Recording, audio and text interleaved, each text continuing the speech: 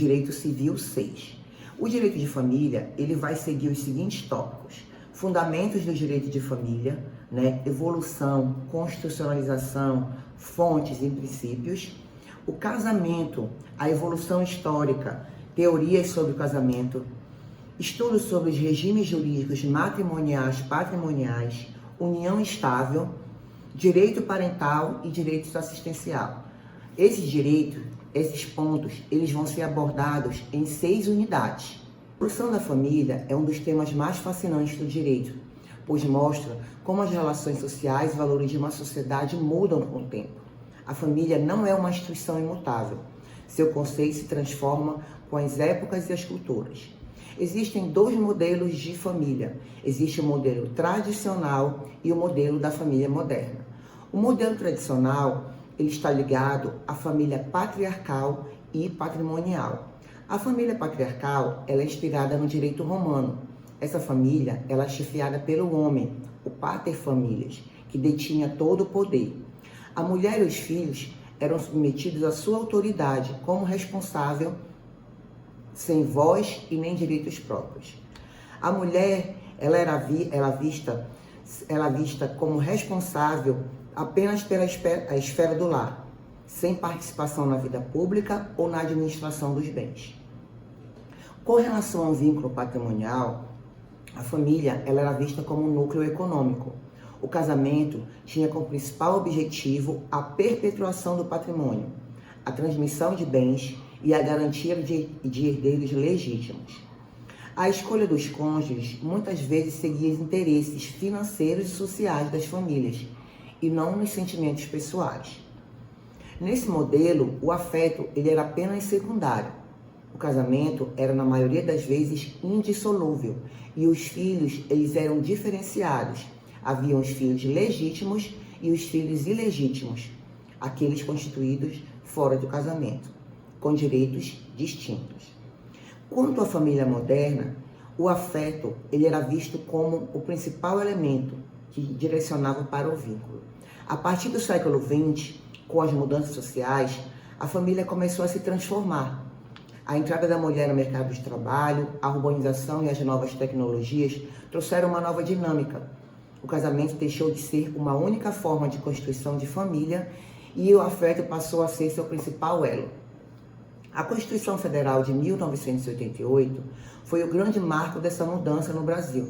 Ela trouxe uma perspectiva para o direito de família, baseado em princípios como a dignidade da pessoa humana e a igualdade. Com isso, o Estado passou a proteger não só a família tradicional, mas também outras formas de arranjos familiares, como a união estável, a família monoparental e a igualdade entre os filhos. A união estável, ela constituía como uma convivência duradoura e pública entre 2 pessoas com o objetivo de constituir família, e ela foi reconhecida como uma entidade familiar.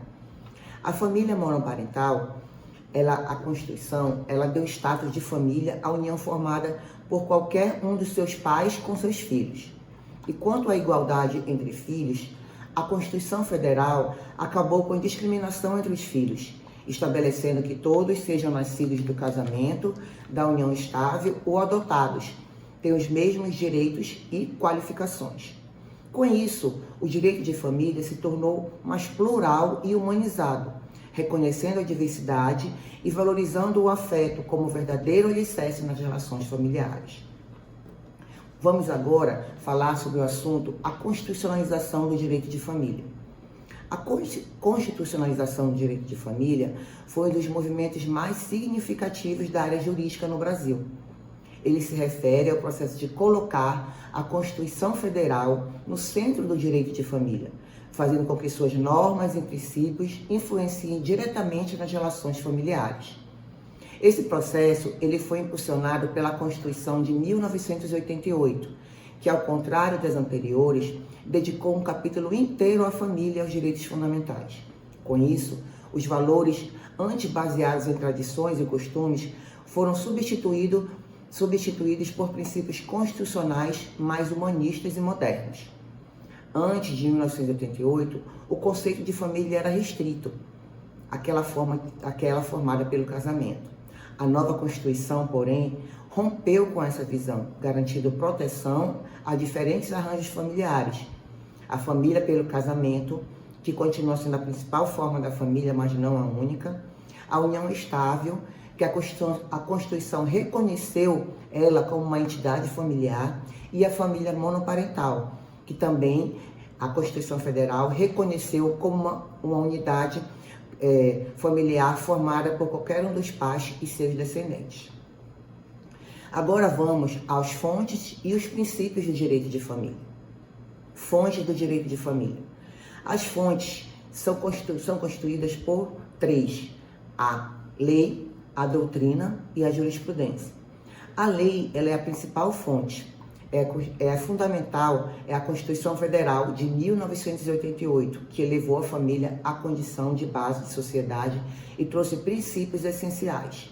O Código Civil, a Lei 10.406 de 2002, ele também é uma fonte primária, com normas detalhadas sobre casamento, união estável, filiação e alimentos. A doutrina, ela representa o estudo aprofundado e as opiniões de juristas e estudiosos do direito.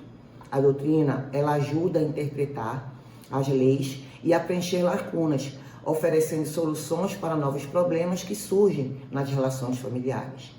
Já a jurisprudência, que é a última fonte, são as decisões reiteradas dos tribunais sobre o mesmo tema.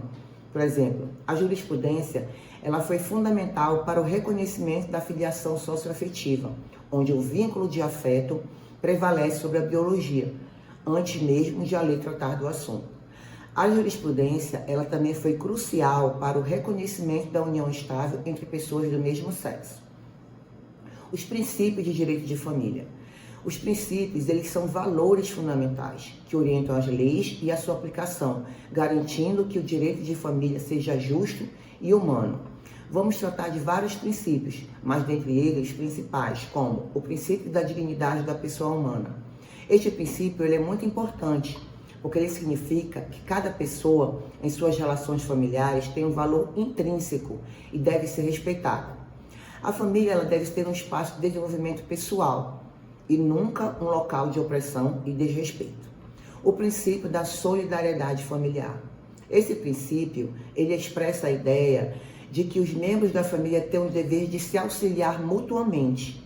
E a base da obrigação é a de prestação de alimento e o cuidado com os mais vulneráveis. O princípio da igualdade. O princípio da igualdade estabeleceu a igualdade entre os direitos e obrigações entre homens e mulheres nas relações familiares.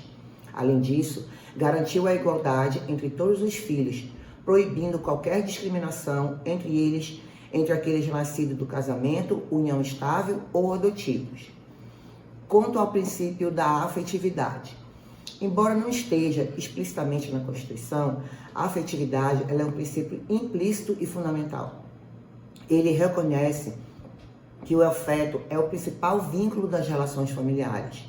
É por causa dele que a filiação socioafetiva, baseada no amor e na conveniência, é protegida por lei. Princípio do melhor interesse da criança e do adolescente. Em qualquer decisão judicial que envolva crianças e adolescentes, o seu bem-estar e desenvolvimento devem ser prioridade absoluta. Esse princípio, ele orienta as decisões sobre guarda, regime de convivência e adoção, garantindo que a criança seja sempre o foco. Quanto ao princípio do pluralismo familiar, este princípio reconhece a diversidade de arranjos familiares existentes na sociedade.